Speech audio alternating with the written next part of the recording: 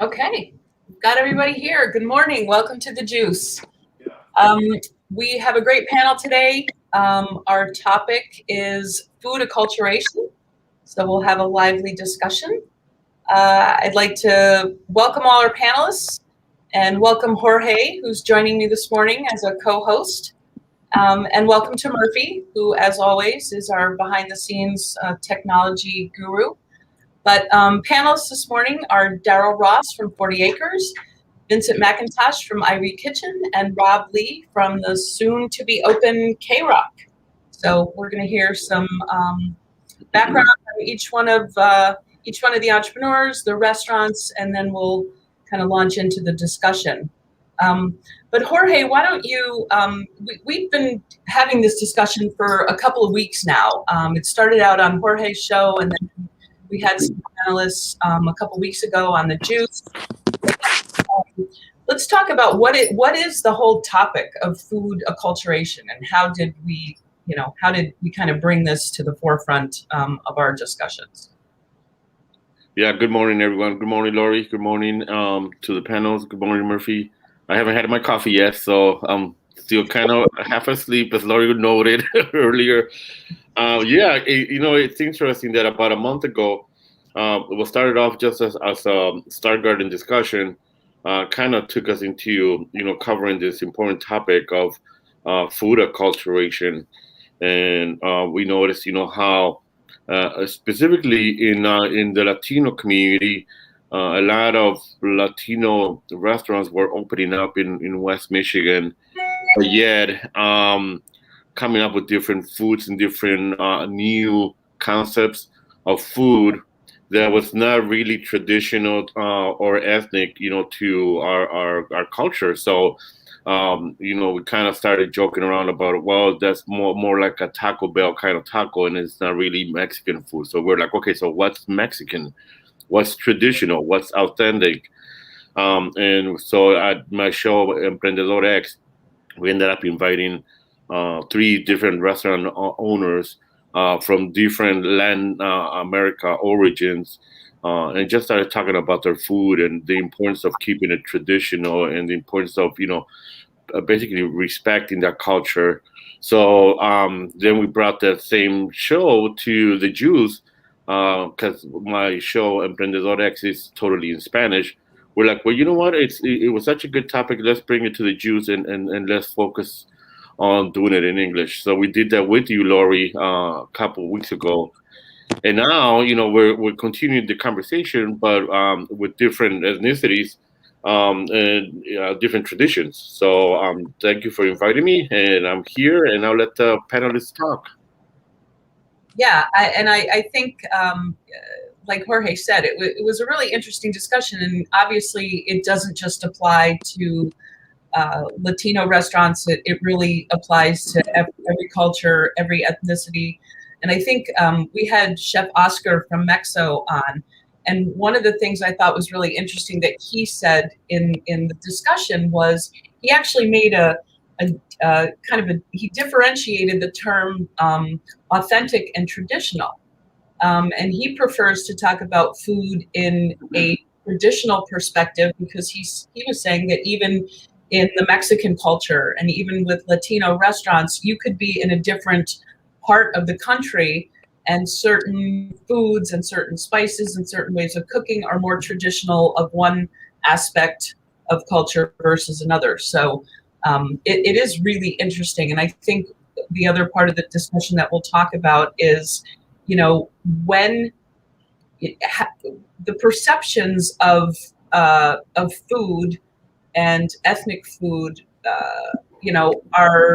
we're trying to experience something different, right? When we go to a restaurant, that it's not like a typical, maybe a typical American restaurant. But when does that, kind of cross the line where restaurants are serving food, they're saying it's of one culture, and it's really just an Americanized version of that.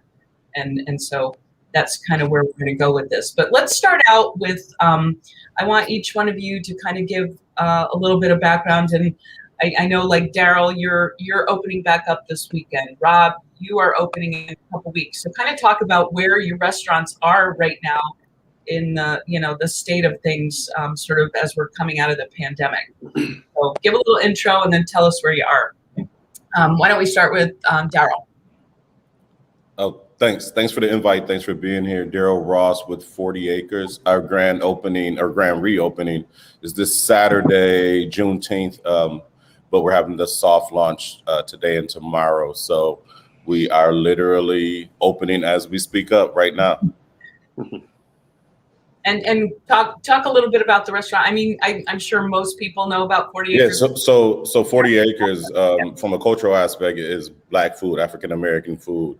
And then we say authentically American because if you really think of what's more American than Black people, especially when it comes to the culinary and cooking and care and so forth. So it's taking those traditional recipes, taking that history and culture into the restaurant. So, and I think you hit on something. I think to a lot of people, restaurants are the closest they get to other cultures, right? Like you may never go to China, but you'll eat at a Chinese restaurant. I love Thai food, never been to Thailand. So food is a cultural experience at its best. So I think there needs to be some type of conversation, or I'm glad you guys are having a conversation on what that line is, and if there is a line, because the other thing is food does evolve. But I think it's the cultural part that needs to be respected the most. Yep, agree. Vincent, I haven't talked to you in a while. You've been a guest on The Juice a couple of times, and I think the last time you were on, you were only open at certain times. So I don't know, maybe things have changed, maybe things haven't, but welcome again. And what's going on? Yeah, thanks for having me. I'm glad to be back. Congrats, Darel, on getting 40s back open. You'll see me there.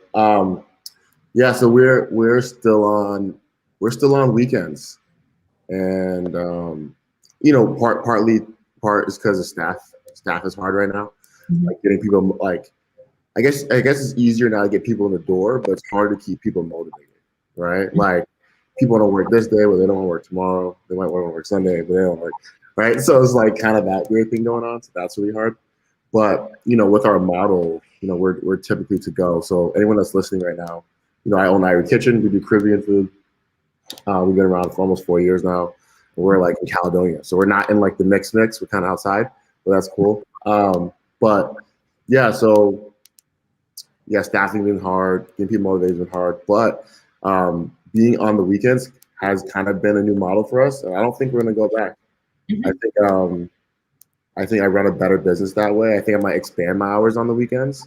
And I think this is a great conversation when we start talking about ethnic and culture and tradition, mm-hmm. and like that's who I am. And so I think for before we get really into the conversation, I think like West Michigan,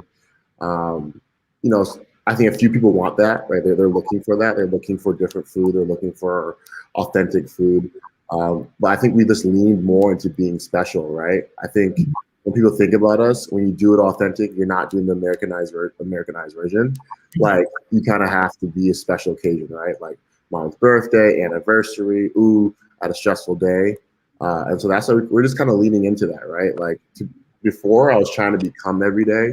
I was trying to like get people to care about my food on a Monday, Tuesday, Wednesday, lunch, dinner kind of thing. And, it worked for a lot of people, did a lot of catering. But I think the biggest thing for a lot of people is that for West Michigan, that's not the culture, right? Like a light salad, a sandwich is kind of for lunch. And then like for dinner, maybe something quick and easy again. And so it's been kind of fun leaning into the weekend and leaning into being special. Yep. Great. Thank you. Rob, how are you this morning? Hey, I finally got through. Somehow I kept getting linked to Safari or whatever, but yeah. It's been a long road for all of us, I guess. But like we have Emonae in Cascade over here, the Emonae Korean restaurant. We're kind of a smaller operation, like 50, 55 people we see. But we shut down here and there for when we're supposed to, but we weekends we go pretty crazy. The weekdays, dinners are on and off. But pretty much we've been open when we can here and there. We never really shut down too much. But for K-Rock over here, we're opening. It's been a hell of a long road, through opening right before the pandemic. It seems like I'm having the same conversation last time. I was on a panel with Darel and Vincent here at the market. Yep. We were just talking about, hey, we're opening a little bit, and then, we had this pandemic happen. But anyway, thanks for letting me be on this with you guys. It's good seeing you guys again. I haven't talked in a while. But yeah, we're planning on July 15th. As with anybody, hiring is the main issue, unless you have good crew that stay with you. But a lot of my kids were from Calvin and college, and they grow and graduate. You get familiar with them, they're like fam, and then they go off and do their thing, and you're like, dang, I wish they were still here, But yeah, it's gonna be a fun time. We got a lot. Lost some of the hype because it's been so long. People are like, yeah, and then you hear about it again. Oh shoot, it's gonna happen. So, we just don't want to have like Americanized Korean food. We want to have it's traditional. It's I'm trying to bring in some street flavors from Korea. You see, they have so many kind of different. Every day I watch YouTube or watch this guy Chris Cho or whatever. Like we were talking about yesterday, Laurie. We saw how you're talking about the best taco is Taco Bell. I mean, what kind of joke is that? I mean, there's so much good Mexican food out here, man. It's ridiculous. I've never. That wouldn't even cross my mind who would say Taco Bell. That's like too many drinks, late night drive home, get something to eat. But yeah, we're just, like we were saying, kimchi this, everywhere you go, there's like a gochujang flavor on this or a kimchi flavor on this or a Korean inspired this, but then you taste it and it's like, this isn't correct, but yeah, K-Rock's going to be fun. I know I'm going all over the place, but K-Rock's going to be fun. We got the karaoke rooms. We have some, for people to enjoy and finally get together and have some fun as parties or friends or family, whatever they're doing. And then all the food that's been inspired by my family from Korea, my grandma, my mom, they're the heart and soul of everything we've got going here. Is I think all of us here are family inspired, so that's the main thing. And then yeah, so it's gonna be good, and I hope to see you guys down there, and we can all do a rap single together or something. Yeah, I'm definitely on the rap. Like when you guys open a Stark Garden team outing there to. We'll all have a great time. I know everybody here's got a good voice, right? No? Sure. I can't sing, but yeah. So what I think is interesting is, and we talked about this last couple weeks ago on the panel, is, and we kind of just brought it up a little bit now, is sort of the experience around food, right? And so we go out to eat, and I mean the main thing is you want to eat, but if you're going to go and experience something, you want it to be authentic. In my opinion. And one of the panelists last time was Gilma Dela Cruz from Caribbean Art Fusion. And she was talking about how important it has been for her to establish her restaurant, have her food be traditional and authentic, have the decor inside the restaurant be representative of the culture, the music. And she feels like it's her, it's her role to educate people about the food that they're eating. And so I kind of want to have all of your opinions on that. You've obviously all created, you've got your, I don't want to say a theme. You've got the food that you're representing, and then you've got the experience built around it. So talk about why that's important to you. Darel, let's start with you.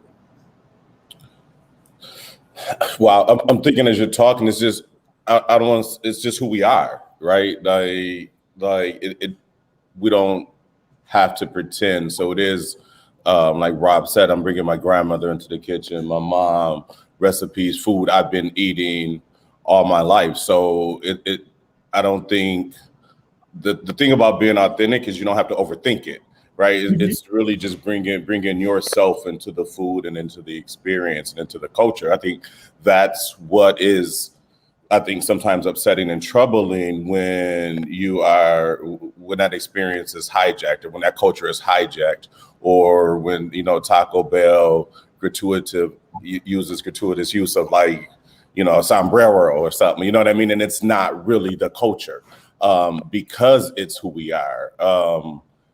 It would be no different. I think I don't even, from a money standpoint and being an entrepreneur standpoint, I mean, I get it, and tacos are the hottest thing literally right now, and pretty cheap. The gap on them, and you can make a lot of money, but I wouldn't know how to make them. I wouldn't feel comfortable because that's not my culture. And then again, I think, at least in this panel, because that's who we are, and we bring that into our restaurant, I think that's really the experience, and you can't duplicate that by any means.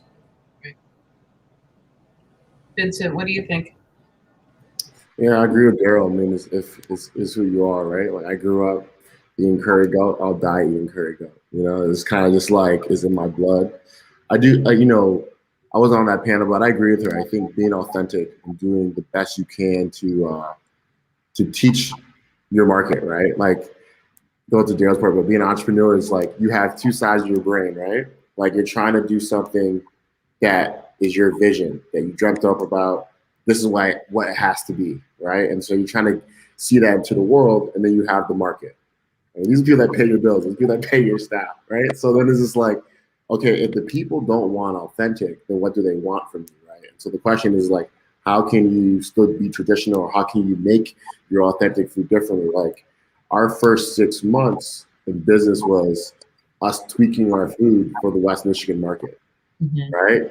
But, like, not going so overboard where jerk chicken is not barbecue chicken, because that's what it's not, right? And so, but you go to other places, they're like they're calling it jerk chicken, but it's barbecue chicken, or they're making curry goat, and that's like lamb, that's not goat. And it's just like, wait a minute, let's figure out how we can be better, how we can tweak our recipes, but still keep it authentic, and still try to find that, you know, I'll call it not the modern palate, I'll call it the West Michigan palate, but that one's interesting. And so, you know, that's kind of like been the game for us, is just like, how do we do that? I think we just stay authentic in our communication and, like, really educate people. You walk into my restaurant and you ask me a question, like, we will go through that menu, and I'll explain to you what jerk chicken is, and I'll explain to you what roti is, and all that kind of stuff. So I feel like the education part is huge.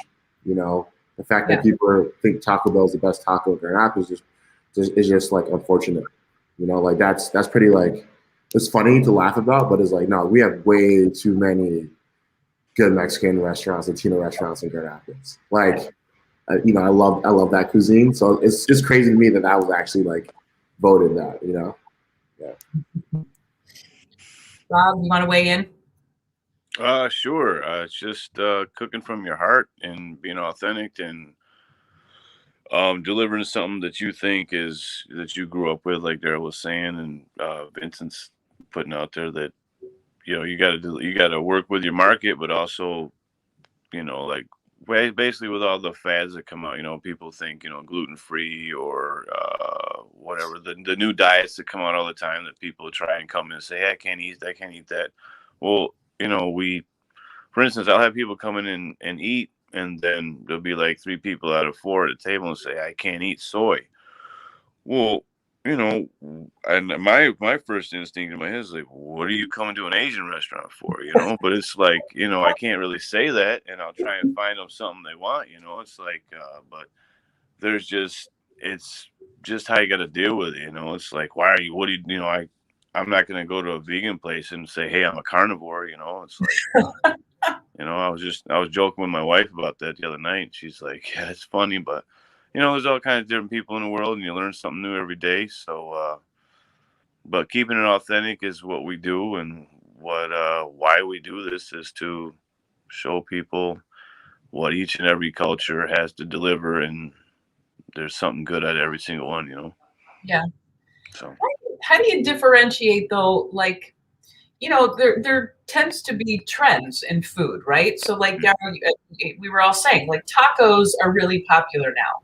And so different restaurants and different, chefs are doing different versions of tacos, and so is that, is that wrong? Is that, as long as you're not representing them as Well, authentic. especially with Asian food, you see a lot of bulgogi tacos now, or kimchi cheese fries, stuff like that. I'm gonna actually do something that once in a while, like a special once a week, but I won't keep it as a staple on my menu. Right. I'll throw Right. something out there and say, hey, because it mixes good. You can throw. It's not like you're trying to be Americanized. Like, as for instance, I was saying street food. They're making Korean food, but they're adapting some things to it to make it fast and people like it, and it's a trend. But it's not something I can do as a staple. It's going to stay on my menu all the time because I just don't want to do that. I want to stay original, but keep up with the Joneses and the people out there that like to see.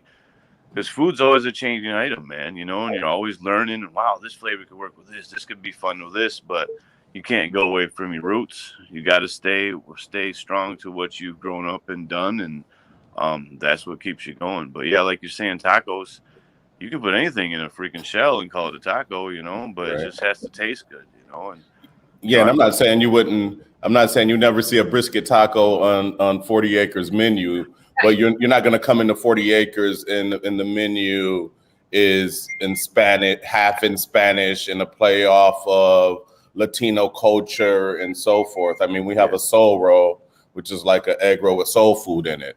But again, it's still done. So we play with the food, but it's still done in a very cultural way and still grounded in soul food. So I think it's not the evolution of food or fusion or following trends, because food is supposed to be fun. I think it's when, again, you mix that food and culture and you take somebody else's culture into your brand that's not authentically you, and you start profiting that way. I think that's how I would define the line, not how you play around with the food and recipes and chase trends. Right. Yeah, that I actually that's probably more true than the food. It's the brand. It's branding yourself as something authentic and traditional when it's not. Yeah, I completely agree. Kind of reminds me, Laurie, of so my kids. We're Mexican, so we've been eating tacos our whole life. And yeah, lately we've seen a surge in Latino restaurants that offer authentic tacos.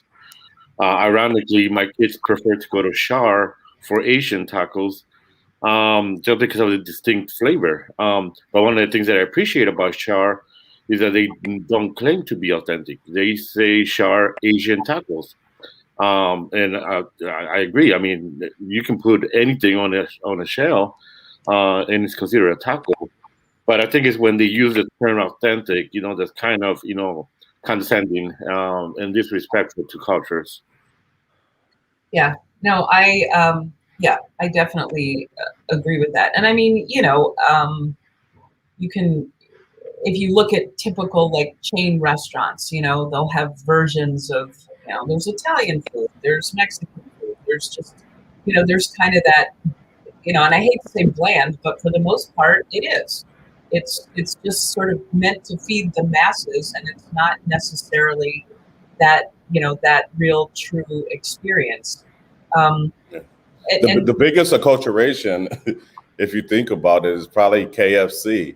I mean, hell, it's the damn plantation owner selling fried chicken, right? I mean, yeah. Well, yeah, I agree.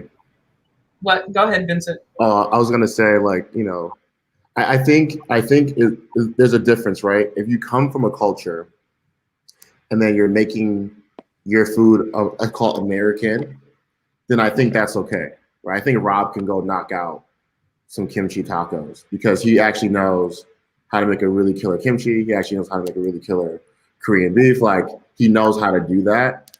And then he can ask a Latino friend or find his favorite shell. And then that is authentic because he's from that culture that he's just wrapping it like that. See, Darel 40 can make brisket tacos, right? Or he can make fried chicken, whatever he wants to do.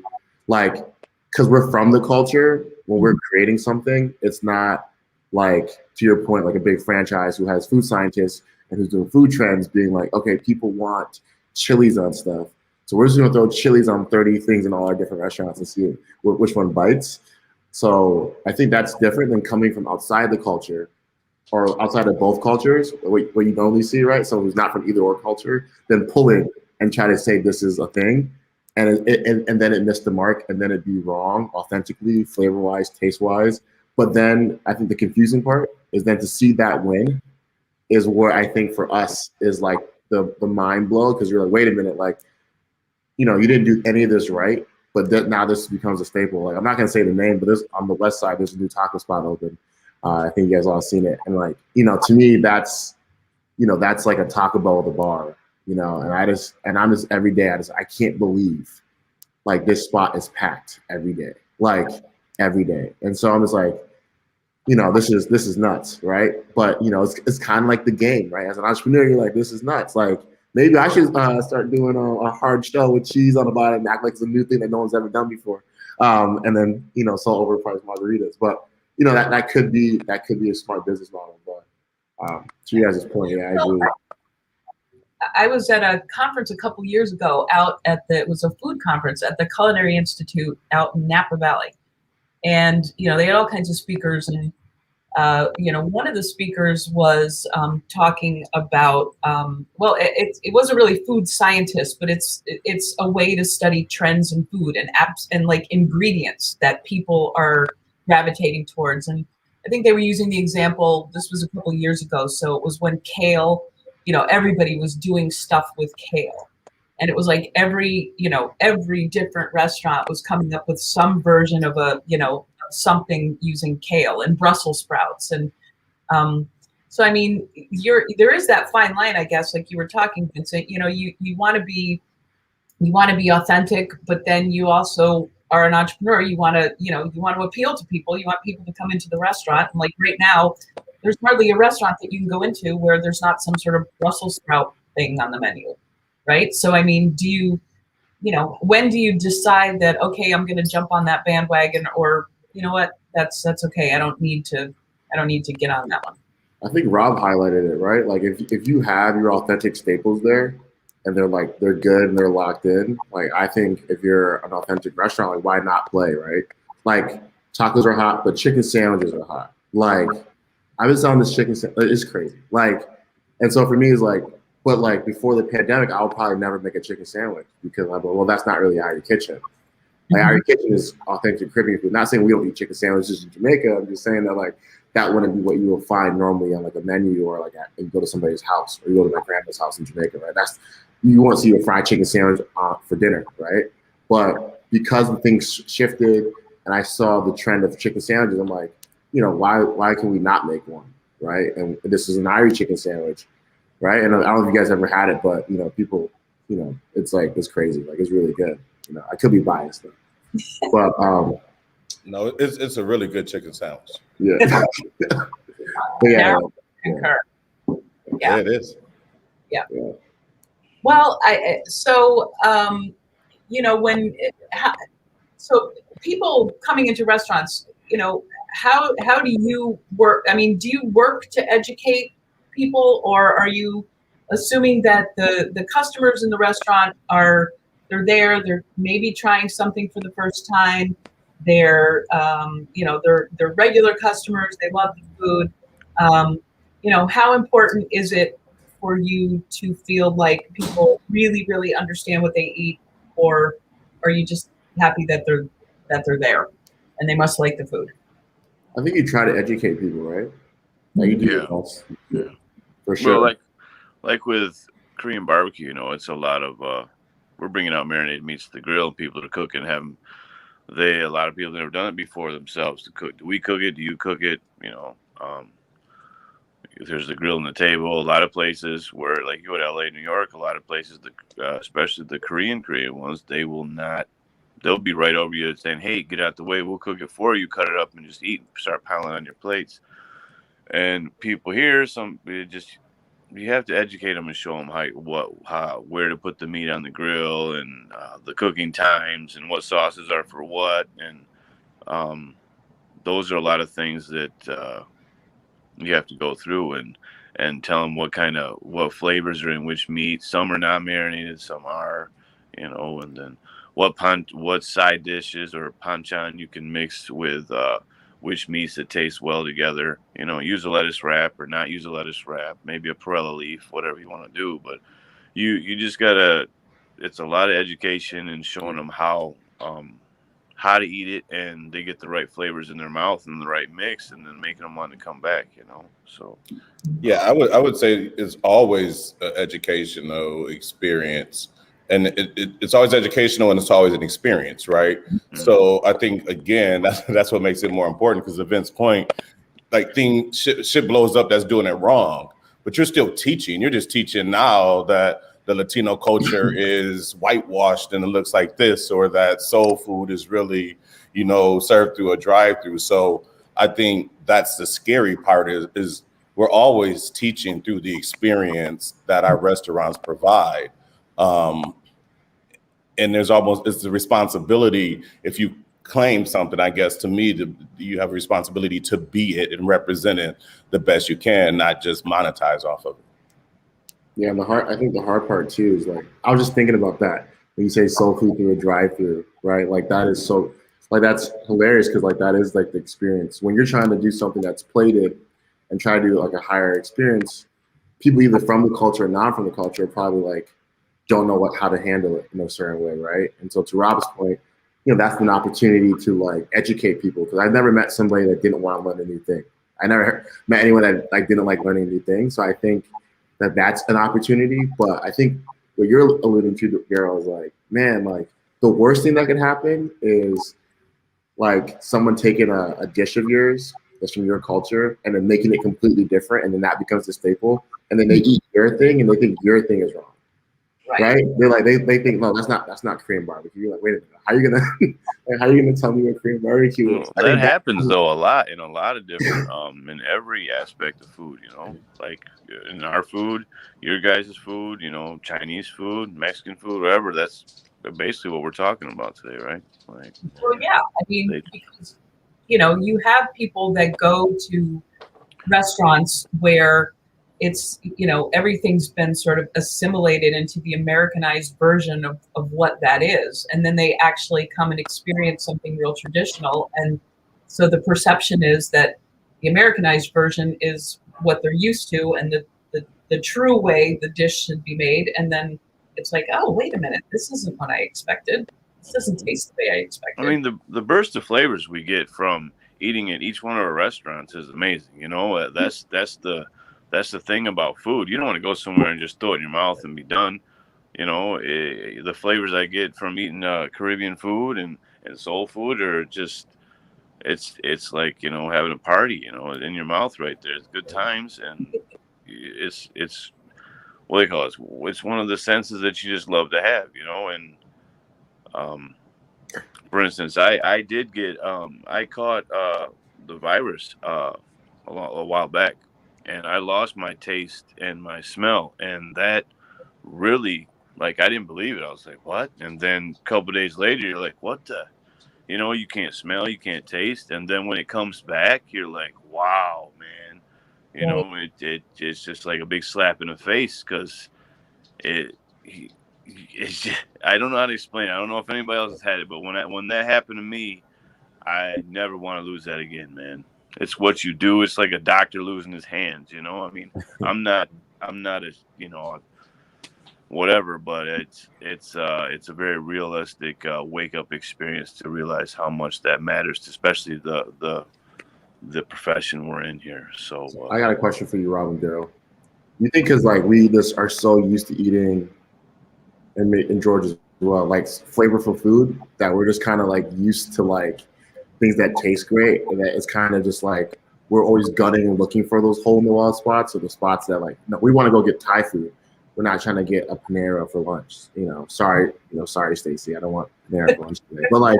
But for me, it's just like, you guys think that's part of it, right? Like we're just so used to like eating flavorful food, because I find when people come to my restaurant, they're so afraid to try something. Yeah. I'm like, you don't. I'm just giving you a sample. You know, I'm just like, you don't. It's not gonna kill you. Like, I'm not making anything that's not. Yo, me and my wife, we go wherever we go. If we go to Chicago, or if we go to LA, or wherever, whenever we get a chance to travel, which is very rare, we seek out what people say are the best restaurants, little hole in the wall, somewhere where we can actually get what we like, and it's always a positive experience because people like to relate with you and talk. So yeah, that's what I think. Like, people that aren't used to that, they go to Applebee's or wherever and just eat what they can eat and get it on with it. But us, like, going to a good restaurant is like a vacation for me. It's fun. It's fun. I love doing that stuff. And it reminds you it's about the food. So yeah, Vince, I think like the experience is the food to me. Yeah. And then learning through the culture. But I'm just sitting here laughing, like, yeah, people come in here all the time. They want everything to taste like everything else. Like, oh, that's salty. Like, how are you gonna tell me it's salty? Like, it's supposed to be salty, like the greens, or it's supposed to taste like this. So it is. There's an education piece in your West Michigan palate remark. I'm just sitting here tripping out. Like, yeah, there's an adjustment, but I think a good authentic restaurant finds ways to bring the market to them and to bring people to their culture, and whether that's education, whether that's good food, whether that's the experience you get. And then I think some people just dumb it down and just sell bland ass food and go straight just for experience and bright lights and music. Yeah. And I mean, I think I've lived in West Michigan for like 25 years or a little more than that. But I grew up in New York, and not right in New York City, but close enough. And, there's the diversity of cultures is obvious in New York. And when my husband and I moved here, my husband had a background in food and beverage. That's what brought us here. And we were, a little surprised at the lack of diverse restaurants at all in Grand Rapids. It was really disappointing. And so, I mean, certainly things have evolved, but it's kind of slow to evolve here. But I think it's, finally we are seeing different restaurants, more cultural, experiences. So I came here 5 years ago, and when I drove around, looking around, the only thing I saw were churches and banks.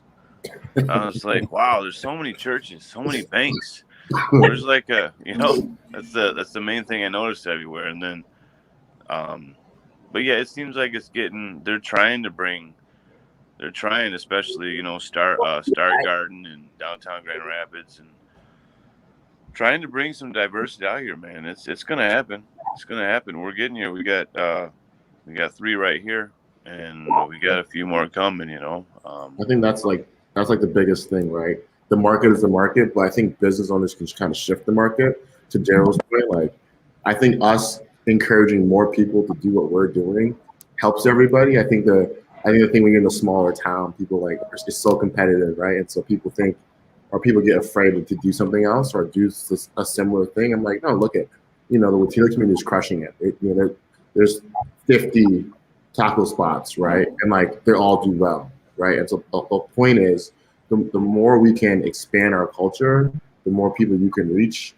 That's how we shift the culture in West Michigan, right? Like, you got to take that risk. You got to, instead of opening a sandwich shop, open a jerk chicken shop, right? And then I'm not worried about you stealing my business. I'm more happy that you're educating people that I probably couldn't have reached, And so I think it's more of that game, right? Where I was getting more people like us who are willing to do something authentic and to give the people this is what it is.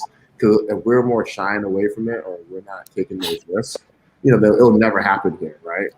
Before you know, all the buildings will be leased out, and it'll be too late, So we got to take our edge, Well, and like you were saying, you all help each other, because the more different, the more variety of restaurants, the more experiences that people can have, it opens up people to be, willing to try and experiment.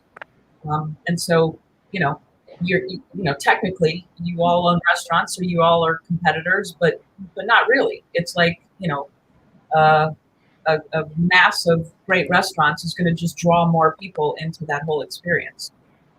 Yeah, I've tried so many people trying to make jerk chicken in the restaurants, every time I see it, I go try it. I'm like, man, this is horrible.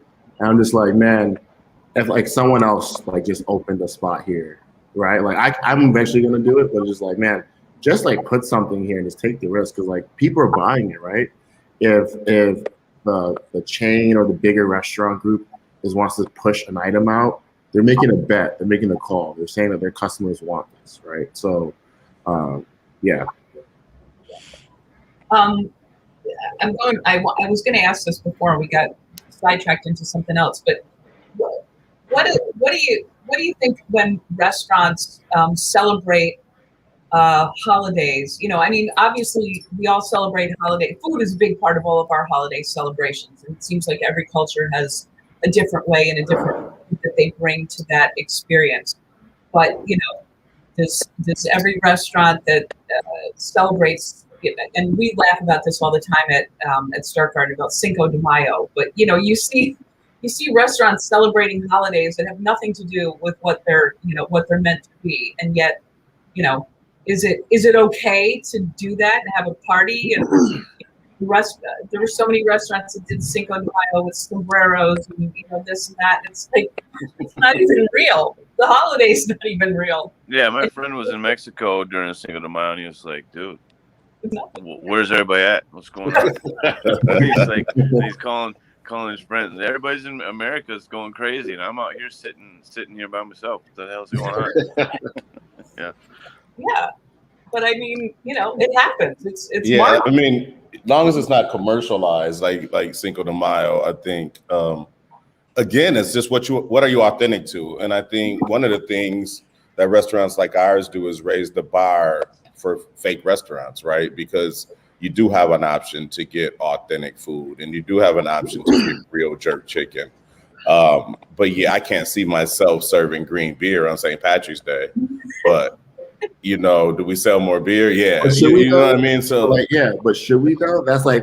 Yeah, like should we just hop in on it? Like, is this a thing that we're missing out on? Right? No, but I agree with you, Darel, man. Yeah, that's funny because people got Cinco de Mayo is interesting, but you know, people out here though, you know, they want to drink, they want to eat tacos. You know, like there's the Korean, the Asian New Year, and there's Korean Thanksgiving called Chuseok. Like there's this organization called Korean Connection that throws a big thing at the Goei Center to celebrate the Korean Thanksgiving. You know, so we support them in doing that. They throw a big gathering and they get quite a few people to come to that at the Goei. There's the Asian New Year it's different. It's in February instead of January, you know. So we have like Asian traditions on like a soup we make, or it's called Duck Manduku. It's like a rice cake, and there's a little bit of brisket and rice cakes, and it's a great soup for the New Year that everybody eats. Every culture has this has a different tradition that we celebrate at different times, and it's fun to learn that sometimes that, you know, people know about it that you didn't think would know about it, you know. So right, and we're gonna watch it in real time with Juneteenth now being a national holiday. I mean, our whole brand is branded around Juneteenth, established 1863 around Emancipation Proclamation. So it's kind of interesting now that everybody knows what it is or is learning about it. Now again, I can't see Juneteenth getting like Cinco de Mayo-ish, but the education and awareness piece of it, if done right, I think can only be positive. Right. Isn't that crazy, Darel, that you're opening back up on Juneteenth? Yeah. 40 acres. Yeah, No, wait, that was intentional. Yeah, the universe aligned. Yeah, big man. It becoming funny that. how It things becoming work like natural. that? Yeah. It is. It is. All that just happened, right? Yeah. Yep. No, that's okay. Let me ask this: do you feel? Do any of you feel like you're responsible for? Not responsible. I don't know the word I'm trying to look for, but for calling out like the people who are imposters, who are misrepresenting authentic food, or do you just let the market kind of dictate, you know, how that plays out. I don't know. I go and try it, but I don't really like I'll go to places that have, Korean wings or like I was saying, kimchi on something or a gochujang flavored or bulgogi something. But I'll go try it and see what it's like. But I'm not gonna walk up to the counter and say, "Hey, you're doing this. What is wrong with you?" It's like, "Hey, do your thing, man." But I know I'm not gonna point them out on it. I just won't go back or just say, "Hey, it's this what they're doing," but you can't. I'm not gonna, point fingers and yell. Yeah, and who am I? Who am I to say, it's this or that? Because it is somebody's culture, right? If you want to be fake black or fake Latino, that's your culture. That's what you're representing. So, I think it comes through in the product. It comes through in their brand. But again, we'd be remiss if, like Vincent said, those places are off the hook. They're doing good business. So that is a part of the West Michigan culture, is to be, close enough to the minority culture and the feel and touch of it, but, not really having to touch them. So, So who am I to, it calls itself out to me. Like, the difference of eating at Rob's spot versus somewhere else, or 40 acres versus drive through soul food or Southern food. You know what I mean? It doesn't need to be called out, in my opinion. Yeah. Mm-hmm. Yeah. So I guess the message here is just to encourage and continue authentic experiences, authentic food, and just educate consumers on what's out there, and to try something new and learn something new. And if you're if you're willing to do that, I think the more people go out and experiment, the more fun it becomes. When you try one thing, then you're like, oh God, that was great. Let's go here. Let's try this. So I'm curious, Laurie. Go ahead. I know you guys can talk about it, but I'm just curious. I'll be on the other side. Like, what is it, right? Because when I'm driving around and I see the spots that may not be authentic are the busiest, right? From somebody like, for us, it's a no-brainer, right? Like, we're on the other side. So I'm always curious, like, what is the mindset on the other side? Like, why this spot versus this spot? Like, sometimes I like saying, like, what actually is it? Is it just experience? Is it because they put cool paint on their wall? What's the real difference that makes people more attracted to the close enough thing versus the authentic thing? I don't know. I think I look at it as people think it's safe and predictable, and they're not risk takers. Not to insert myself too much into this, but I remember traveling around with soccer parents, and we traveled literally all over the country with our kids.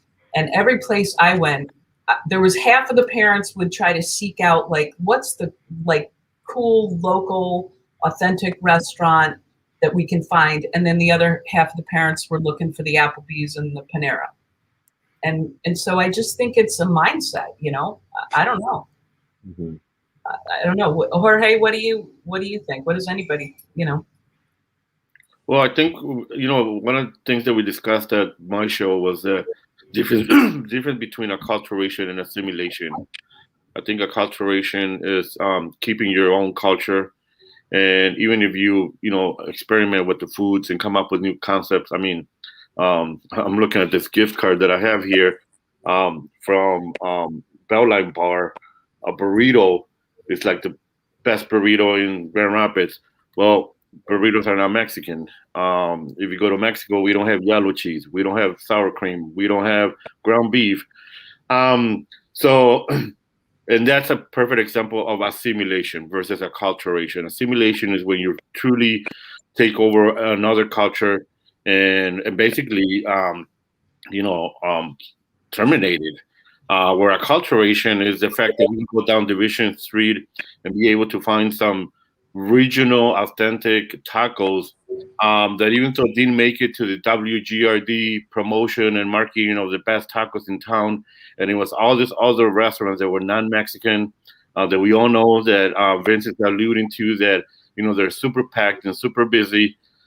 Is because of that marketing and promotion that we do here in West Michigan, where we say who has the best taco, and it has all the restaurants that are not Mexican, and not a single Mexican restaurant in the 10 or 12 places that were voted. So as I'm listening to everybody, yeah, I think that's part of the problem too.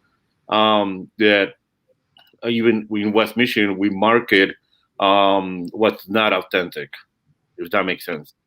Mm-hmm. And why? What do you think that is then? Like Vincent said, why are people flocking to places like that as opposed to something authentic? Is it?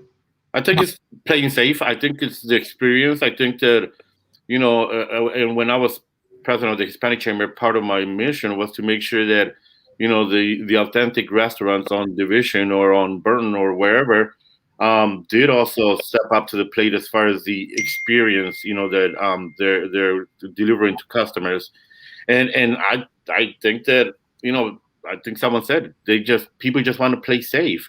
It is better. And in my example, specifically with tacos, you got to remember that there's so many different varieties of tacos depending on the regions of Mexico. But yet, we also have 22 other Latin American countries here in West Michigan. We all have different foods. We all have different traditions. We all have different customs. The only thing that keeps us united is the fact that, we were conquered by Spain and we speak Spanish. That's the only thing. But our foods are so different. So when Hilma is driving her Caribbean truck, people are asking her for tacos, and she's like, well, we don't have tacos in Dominican Republic. That's a Mexican thing. But she has to adapt, and now she sells tacos off her Caribbean truck because she has to acculturate to the Mexican culture. So, yeah, I think that has a lot to do with it. Yeah. Well, I think we could, this conversation could go on, and I think it's just important that we keep lifting up, all of you and all the rest, all of your restaurants, and just keep educating people. I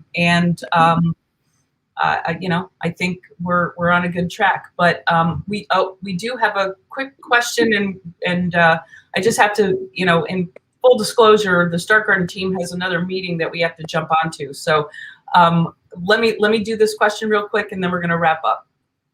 Yeah, so the question is about liquor, and it says, this is my perception, but a lot of ethnic restaurants I love to eat at don't have liquor licenses, making me choose some other less authentic options for dinner. That's a good point.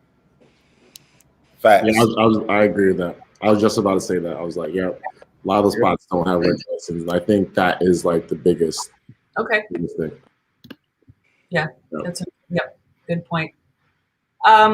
All right, I see Darel jumped off, and so I just want to say thank you to Vincent, thank you to Rob, thanks Jorge, and we'll keep bringing this conversation up. I think it's really interesting, and I'd love to touch back with you guys in a little bit. Rob, good luck. You'll be seeing us soon, and Vincent, same. Yeah, can I ask a quick question real quick? Yes, sir. Are you guys coming to my party at Supinski on Juneteenth this Saturday at 11 p.m.? Well, party with DJs. Did not know about it, but now that we know. Supinski, you said? Yeah, 11 p.m. I got two, and we're doing authentic. We got Caribbean DJs, jerk chicken, patties, the whole thing. So this Saturday, you guys should come out and come party with me. Awesome. All right, guys. All right, man. See you, Vincent. Guys. Let me be on here, guys. Thanks, Rob. Thanks, Vincent. Thank you. Later. Okay, bye.